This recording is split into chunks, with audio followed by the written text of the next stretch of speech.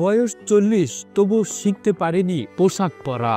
উলঙ্গ গায়ে অদ্ভুত শরীর নিয়ে সারা বাড়িতে এগুলি আর ওগুলিতে তাদের খুনসুটি ও দৌড়াদৌড়ি। হাতের কাছে যা পায় তাই নিয়ে করেন খেলাধুলা।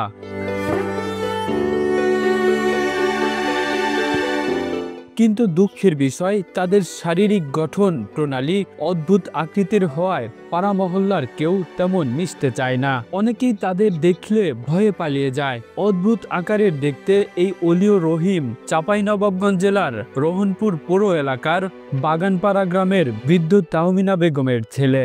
ওই পাগলা দুটা মনে করেন যে ওর আম্মাই দেখে, দেখাশোনা, কেউ মরে গেলে কেউ করতে পারবে না, যাইতে পারে না, মানে পাগলার কেউ নাই, মারা গেলে কোনো নাই, ওর মা ছাড়া কেউ নাই, মারা যায় কেউ দেখতে পাইবে না। আপনারা দেখে একটু দেখে শুনে আপনারা, সরকাররা দেখে, প্রতিবন্ধী ওদের কেউ নাই। প্রতিবন্ধী আছে, প্রতিবন্ধীকে তাদের বয়স 40 বছর, তার মা 40 বছর থেকে তাদেরকে দেখাশোনা, পেশাব পায়খানা করা, খাইয়া দেওয়া সব কিছুই করতে হয় তার মাকে। তারা গরিব মানুষ, তাদের আর্থিক অবস্থা ভালো নয়, তো সরকারের কাছে অনুরোধ তাদেরকে যেন আর্থিক সহায়তাতে সাহায্য করে। জন্মের পর থেকেই তারা সেরিব্রাল পালসি নামক বিরল রোগে আক্রান্ত। অলি এবং রহিমের বয়স 40 পেরোলেও ছোট্ট বাচ্চাদের মতোই তাদের চলাফেরা, আচার আচরণ আর অঙ্গভঙ্গি। তারা সবসময় উলঙ্গ অবস্থায় থাকতে পছন্দ করে। হয়নি শারীরিক ও মানসিক বিকাশ। এরা আর 5 জন মানুষের মতো সুস্থ সবল ও স্বাভাবিক নয়, একেবারেই আলাদা। হলো এঠে দুটা প্রতিবন্ধী আছে, তার মা হলো কোনোটা মারা মারে কি কোনোটা হলো একটা অনুষ্ঠান হয়, তো বাচ্চা দুটার জন্যে যাইতে পারে না। তো এখন ওর স্বামী নাই, এখন হলো ওই যেটা মন সেটা যেতে পারে, কিন্তু বাচ্চার জন্য যেতে পারে না। এখন যদি মৃত্যু হয়ে যায় তখন কে যে দেখবে, তো আপনারা যদি চেষ্টা করে দেখেন তাহলে খুবই সহযোগিতা করলে খুবই ভালো হয়। প্রথম দেখায় থমকে পড়বে যে কেউ। এই সবই যেন সৃষ্টিকর্তার লীলা খেলা। এত কিছুর ভার নিয়ে দীর্ঘ 40 বছর ধরে বিধবা মা তাহমিনা বেগম নিজ কাঁধে টানছেন 2 অবশ সন্তানের ঘানি। ভারসাম্যহীন অলি ও রহিমের খাওয়া দাওয়া, গোসল, এমনকি প্রসব পায়খানা সহ সমস্ত কাজকর্ম করে থাকেন প্রায় 70 বছর বয়সী বৃদ্ধা মা। আমার দুইটা ছেলে, ছেলের আব্বা মারা গেছে। আমি তারাকে নিয়ে আমি কষ্ট করছি। আমার ছেলে দুটা নিয়ে আমি ওই ভাতা খালি পাই, ওই ছেলে দুটা। আমার ভাতা নাই, আমার বিধবা ভাতা নাই, বয়স্ক ভাতা নাই। 4 বছর থেকে আমার বই নিয়ে নিয়েছে, দিয়ে আমি পাই না। আর ছেলে দুটার পাই খালি ভাতা শুধু। আমি এই 40 বছর থেকে এই ছেলে দুটাকে নিয়ে আমি লালন পালন করছি। আর মনে করেন যে আমার কোনো ছেলে দুটার কোনো আশাই নাই।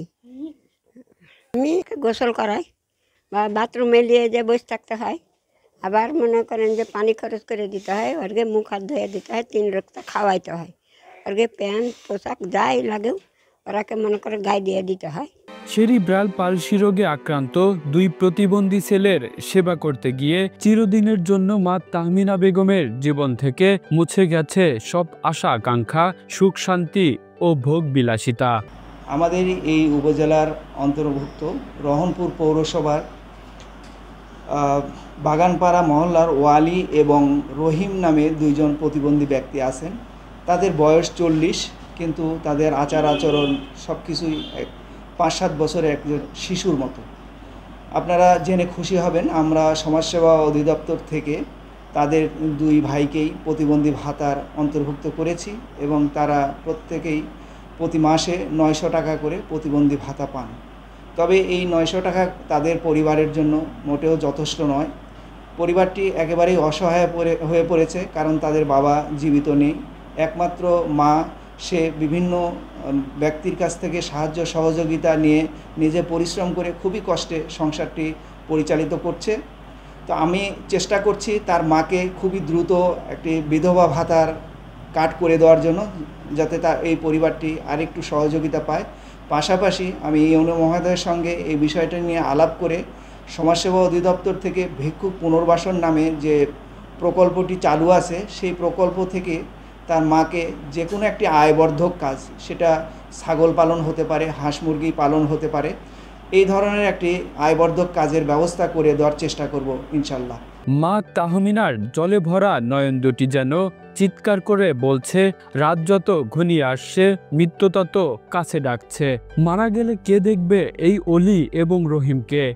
মা তাহমিনার অন্তর জুড়ে শুধু তাদেরই বিচরণ। পুরো জীবনটাই উৎসর্গ করেছেন দুই সন্তানের মঙ্গল কামনায়। অলি এবং রহিমের সহযোগিতায় সরকার যেন এগিয়ে আসে, এটাই ছিল মা তাহমিনার শেষ চাওয়া।